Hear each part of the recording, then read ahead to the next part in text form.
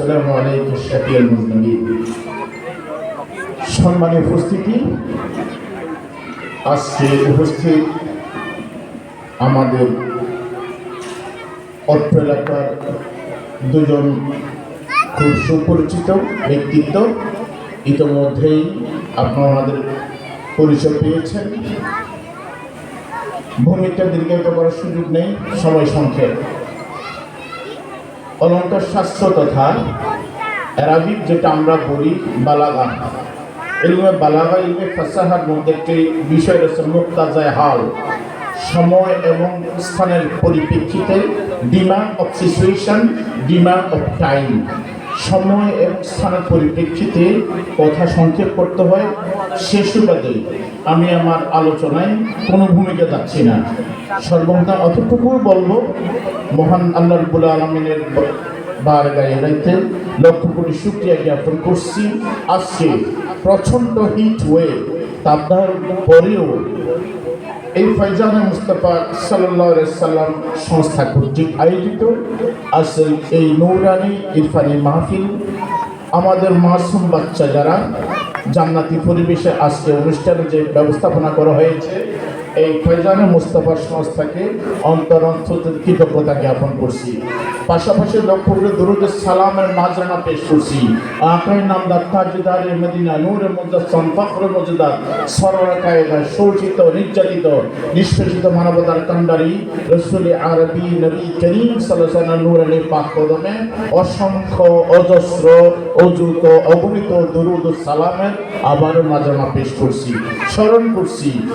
আজকে যেখানে দাঁড়িয়ে আমরা কথা বলছি, আশেপাশে অসংখ্য শিক্ষা প্রতিষ্ঠান রয়েছে, মসজিদ রয়েছে, মাদ্রাসা রয়েছে, হিউম্যানিটারিয়ান ওয়ার্ক, মানবিক কর্মকাণ্ড করার জন্য যে সমস্ত প্রতিষ্ঠানগুলো রয়েছে, এই সমস্ত প্রতিষ্ঠান যাদের বদান্যতা হয়েছে, ইতোমধ্যে যারা এর খিদমাতে জারিলা আঞ্জাম দিয়ে পৃথিবী জানিয়েছেন, আল্লাহ বলারের প্রত্যেককে জান্নাতুল ফেরদৌস আলা মাকামে উল্লেখ আমিন।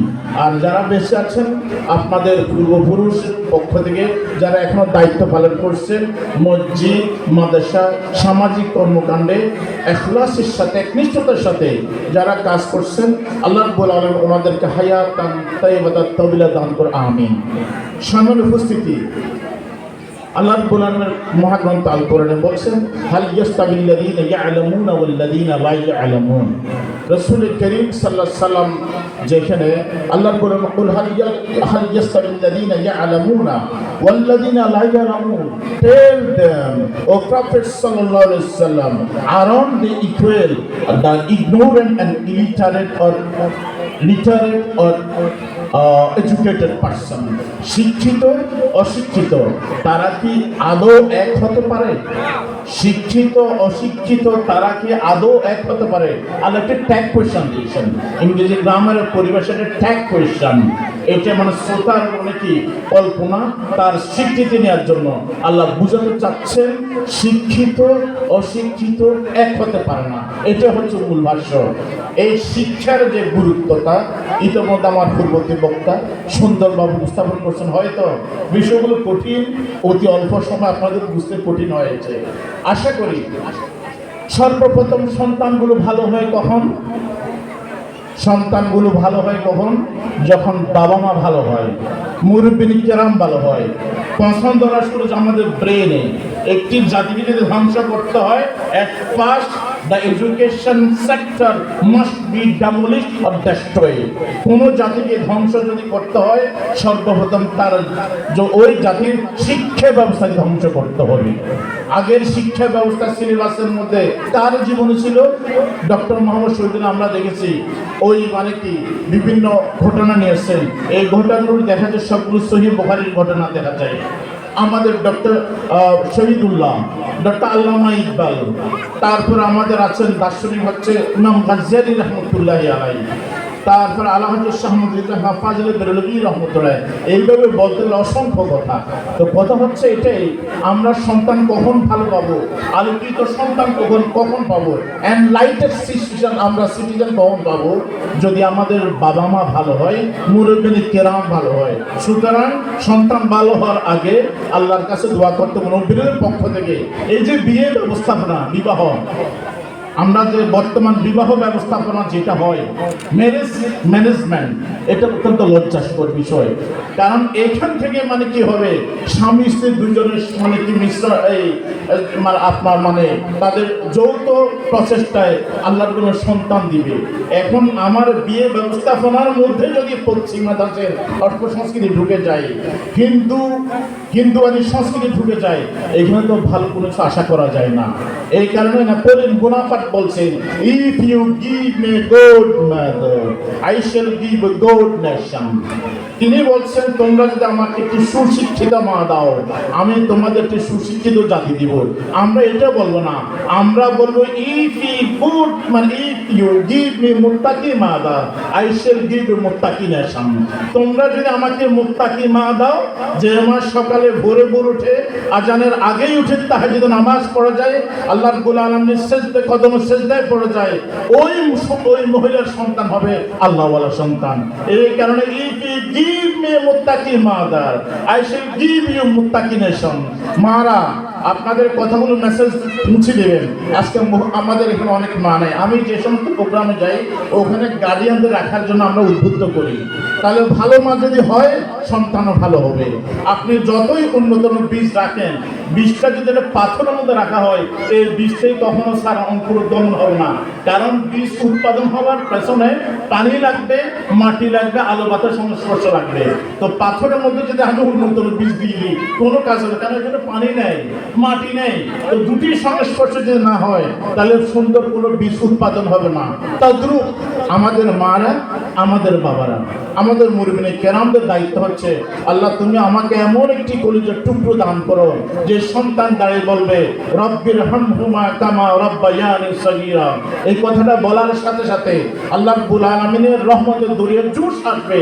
আল্লাহ এই মাসুম বাচ্চার কারণে তার কবর আযাব কি করবে, হালকা করে দিবে। আমরা চেষ্টা করব আমাদের সন্তানগুলোকে এইভাবে তৈরি করার জন্য। এই ধরনের একটি কারখানা হচ্ছে ফয়জানা মুস্তাফা সাল্লাল্লাহু আলাইহি সংস্থা। আল্লাহ রাব্বুল আলামিন তাদের এই প্রচেষ্টাকে আল্লাহ কবুল করুন, আমিন। অনেক কথা ছিল, আজকে বলার সুযোগ দেয়। ইনশাল্লাহ অন্য কোনো সময় আসবো। আমাদের কাছের মানুষ যে কোনো সময় যদি আমাকে আহ্বান করে আসবো ইনশাল্লাহ। এক, দুই নম্বর হচ্ছে দেখেন, আমরা যেটা বলছি, আরবের একজন কবি আছে হাফিজ ইব্রাহিম, তিনি বলছেন মানে হিজবুল উম্মাহাত হিলাল মাদ্রাসাতুল বানিনা ওয়াল বানাত, the lap of an educated mother is the highest university for a child.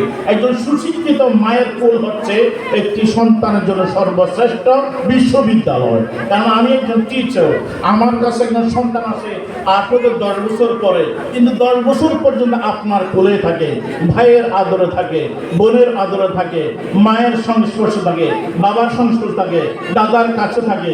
তাহলে মা, বাবা, দাদা, দাদি, নানা, নানি 6-7 জন থেকে যদি 6টি মানে কি শিখে, আপনার নীতি শিখে, যেটা আমরা নীতিমালা বলি, আমরা এথিক্স শিখে, মানে আপনার চরিত্র শিখে, তাহলে শিশুকালে যে চরিত্রটা তার মধ্যে গ্রথিত হবে, বৃদ্ধ বয়স পর্যন্ত তার মধ্যে সেটা কি হবে, অর্গানিকা প্রভাব ফেলবে। বক্তব্যের মধ্যে যেটা পড়ানো হয় মুক্তাব শিক্ষা, নষ্ট হয়েছে, বরবাদ হয়ে গেছে বর্তমান। এই মুক্তব শিক্ষা থেকে তো ইসলামের, আমি আর ওদিকে যাচ্ছি না, এটা হচ্ছে মানে ইসলাম যে প্রচার হয়েছে, শিক্ষার প্রচার, এটা মুক্তব শিক্ষা থেকে হয়েছে।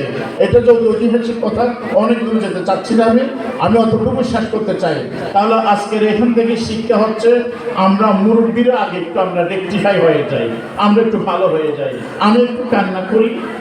সবাই যখন ঘুম যাবে আমার চক্ষুটা খোলা থাকবে, আমি ঘুম থেকে উঠে অজু করে তাহাজ্জুদের নামাজের বিছানা বিছি আমি একটু আল্লাহর কাছে কান্না করি, আল্লাহ তুমি আমাকে এমন একটি সন্তান দাও। গৌসে পাক আব্দুল কাদের জিলানী মা কেমন ছিলেন, এসব কথা বলতে অনেক কথা। আপনারা জানেন রাজা সেলজুক বংশের রাজা নিজামিয়া বিশ্ববিদ্যালয় একদিন কি করতে গিয়েছিলেন, ভিজিট করতে গিয়েছিলেন। বর্তমান স্কুল কলেজ বিশ্ববিদ্যালয়ে ভিজিট আসে বিভিন্ন উপদেষ্টা কর্মকর্তা, আমাদেরকে কারা করে, আমাদের ডবিং করে উপজেলার শিক্ষা বিচার, জেলা শিক্ষা বিচার, বাংলাদেশ মাদ্রাসা শিক্ষা বোর্ড, বাংলাদেশ মাদ্রাসা অধিদপ্তর, ইসলামী বিশ্ববিদ্যালয়, আরবি বিশ্ববিদ্যালয় ঢাকা, এইভাবে ভিজিট করতে গিয়েছেন। রাজা যখন গিয়েছেন বাচ্চাদেরকে জিজ্ঞাসা করছে what is the intense of education, শিক্ষার উদ্দেশ্য কি, তুমি কি হতে চাও? একজন বাচ্চা বলা আই উড বি মানে কি বিকাম এ গুড লিটারেটি পার্সন। আমি একজন সাহিত্যিক হতে চাই, আরেকজন বলে আমি একজন ডাক্তার হতে চাই, আরেকজন বলে আমি কবি হতে চাই, আরেকজন বলে আমি দার্শনিক হতে চাই। সবাইকে যখন জিজ্ঞেস করবো, সর্বশেষ যার কাছে গেলেন তিনি হচ্ছেন ইমাম গাজ্জালী রহমতুল্লাহ আলাইহি। ইমাম গাজ্জালীকে জিজ্ঞেস, বাবা তুমি কেন এখানে ভর্তি হয়েছো নিজামী মাদ্রাসা বিশ্ববিদ্যালয়?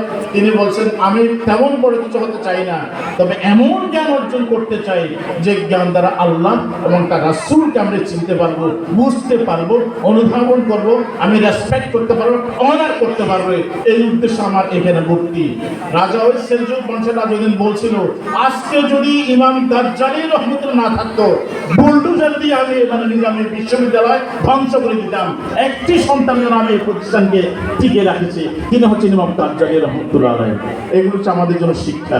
এই কারণে আপনাদের সোনামণির ব্যাপারে আপনার সতর্ক থাকবেন। এই বাচ্চা কোথায় যাচ্ছে? এখন থেকে যদি প্রতারণা শিখে, সে তাহলে বৃদ্ধ বয়সে প্রতারণা করবে, যৌবক জীবনে প্রতারণা করবে। রাসূল কারীম সাল্লাল্লাহু আলাইহি ওয়াসাল্লাম বলছেন, আল মুমিনু লা ইয়াখদাউ ওয়া লা ইখদাউ। দ্য রিয়েল মুমিন is he who doesn't cheat anybody, is not cheated by anybody. প্রকৃত মুমিন মুসলিম উনি যিনি কারোর সাথে প্রতারণা করে না, নিজেও প্রতারিত হন না। সুতরাং আপনি কেন প্রতারিত হবেন? আপনার সঙ্গে আমার মিথ্যা বলবেন, আমি মাদ্রাসায় গিয়েছি, আমি আমার ডায়েরিটা সঠিকভাবে লিখে নাই, ক্লাসে বসে দুষ্টুমি করছে, এই সব কিছু দায়িত্ব শুধু শিক্ষকের উপর ফয়জাল মুস্তাফা সংস্থার উপর তুলে দিলে হবে না। আপনার একটু দায়িত্ব আছে। আপনার বাচ্চার ব্যাগের মধ্যে অন্য কারো কোনো বাচ্চার পেন্সিল বক্স গেল কিনা, আরেকজনের কোনো বই গেল কিনা, এগুলো আপনি চেক করবেন। আমার এই কথাগুলো আজকে দরকার ছিল, অভিভাবক থাকলে ভালো হতো। তো আপনার যারা আছেন, আপনার মেসেজগুলো পাঠাবেন যে আপনার সন্তান, আমার সন্তান, হয়তো আমরা 6 ভাই, 2 দিকে আমি লেখাপড়া করছি। আমি টিফল তামিল হাদিস ফিকহ এবং তাফসীর, honours master Chittagong university, MEd Bangladesh open university, MPL PhD Chittagong plus Calcutta university থেকে নিয়েছি। তো আমার ভাই অন্যরা আছে বাংলা শিক্ষিত, হয়তো আল্লাহ রাব্বুল আলামিন 2 দিকে আমাকে কবুল করছে। আপনার সন্তান এরকম হতে পারে। আল্লাহ রাব্বুল আলামিন এদের মধ্যে অনেক সুপ্ত প্রতিভা আছে। ইমাম গাজ্জালী এদের মতো ছিল, ইমাম আহমদ বিন হাম্বল ওদের মতো ছিল, ইমাম আবু আব্দুল্লাহ মুহাম্মদ ইসমাইল বুখারী আল জুফি আল কুফি আল বাগদাদি আল ইয়ামানি এদের মতো ছিল। এরাই তো শিশু থেকে ইমাম বুখারী হয়েছেন। আমাদের অনেক সম্ভাবনা রয়েছে। আল্লাহ রাব্বুল আলামিন কোরআনের উসিলায়, রাসূল কারীম সাল্লাল্লাহু আলাইহি ওয়াসাল্লাম মানে তাআজ্জুব উসিলায় আল্লাহ রাব্বুল আলামিন এই সংস্থাকে কবুল করুন, আমিন। সর্বশেষ কথাটি বলতেছে, আলোচনা শেষ করে দিচ্ছি। ইহুদি খ্রিস্টান চর্চা করছে, গবেষণা করছে, আমাদের থেকে অনেক এগিয়ে। তাদের চিন্তা চেতনা হচ্ছে মুসলমানদেরকে এত মারা হয়, পশু কাটা করা হয়। গাজী সালাউদ্দিন আলাইহি রহমতুল্লাহ আলাইহি, ওই যে এপ্রিল ফুল ঘটনা, আমি তো ওদিকে যেতে চাচ্ছি না, ইতিহাসে অনেক কিছু। লক্ষ লক্ষ মুসলমান প্রতি বছর কি করা হয়, সমগ্র পৃথিবী ধ্বংস করে দেওয়া হচ্ছে। ফিলিস্তিনের মধ্যে কি অবস্থা আপনাদের জানেন, একটু মনোযোগ সহ শুনবেন, শেষ করে দিচ্ছি। মুসলমানদেরকে এত মারার পরও মুসলমানরা পৃথিবীর টিকে আছে কেন? তারা গবেষণা করে দিয়ে দেখছে, দেয়ার আর 2 রিজন। তাদের এর পিছনে 2টো কারণ।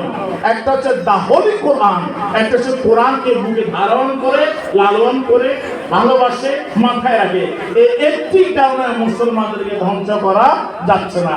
আর সেকেন্ড রিজন ইজ দা সাহিবুল কোরআন, who is lying under the green dome of মদিনাতুল মুনাওয়ারা, যিনি সবুজ গম্বুজে খাজরার নিচে শুয়ে আছেন। আকায়ে নামদার রাসূল কারীম সাল্লাল্লাহু আলাইহি ওয়াসাল্লাম উসিলার কারণে এই মুসলমানদেরকে পৃথিবী ধ্বংস করা যাবে না। সুতরাং যতদিন পর্যন্ত রাসূল কারীম সাল্লাল্লাহু আলাইহি ওয়াসাল্লামের প্রতি শ্রদ্ধা থাকবে, তাজিম থাকবে, তাওকিল থাকবে, কোরআনের প্রতি শ্রদ্ধা থাকবে, অতদিন পর্যন্ত মুসলিম মিল্লাতে পৃথিবীতে হবে না, নিশ্চিন্ত হবে না। তবে মুসলমান অত্যাচার হবে, নির্যাতন হবে। এগুলো ঘুরে দাঁড়ানোর জন্য ফয়জানা মুস্তাফা সাল্লাল্লাহু আলাইহি ওয়াসাল্লামের মাধ্যমে যে খিদমত হচ্ছে, আল্লাহর বলে এই খিদমতের মাধ্যমে এই এলাকা আরো আলোকিত করুক। আমার সেলিম ভাই বলছেন এলাকার মানুষগুলো আসে না, আমরা ইনশাল্লাহ দাওয়াত করছি, আপনারা মুরব্বিনে কেরাম আসবেন। এবছর যেভাবে হয়েছে, আগামী বছর প্রয়োজনে 1 মাস আগ থেকে আপনার কি করবেন, প্রস্তুতি নেবেন। আপনাদের গাড়ি যেন আসে, তখন আপনাদের এই আলোচনাগুলো শোনা হবে। হয়তো আজকের আলোচনা আমিও আলোচনা করছি কঠিন, কারণ আমরা মানুষকে দেখে, শ্রোতা দেখে আমাদের আলোচনাকে সেট আপ করি। তো সুতরাং যতটুকু বলেছি আল্লাহ বলেন যেন ইখলাস থাকে, আপনাদের প্রতিষ্ঠান যেন এগিয়ে যেতে পারে, এই ছোট ছোট মাসুম বাচ্চাদের যেন আল্লাহ কবুল করে, তাদের এই কোরআনের কণ্ঠবরাত্তিল কোরআনের তারতিল এর মাধ্যমে যেন আমাদের মুক্তি পেলে, নাজাত পেলে, সে প্রত্যাশা রেখে ফায়জানা মুস্তাফা সাল্লাল্লাহু আপনারা সহযোগিতা করবেন, হয়তো আপনি ইবাদত হিসেবে করবেন, যতক্ষণ বসে আছেন গুনার কাছ থেকে বেঁচে আছেন। এতক্ষণ ধরে অনেক গুনাহ করতাম আমরা, এটাও ফায়জানা মুস্তাফার মানে কি দায়িত্ব, এইটাও কম নয়। আল্লাহ রাব্বুল আলামিন আমরা যে যেখানে আছি, আমরা যে যেখানে খিদমত করছি, আল্লাহ রাব্বুল আলামিন যেন খিদমত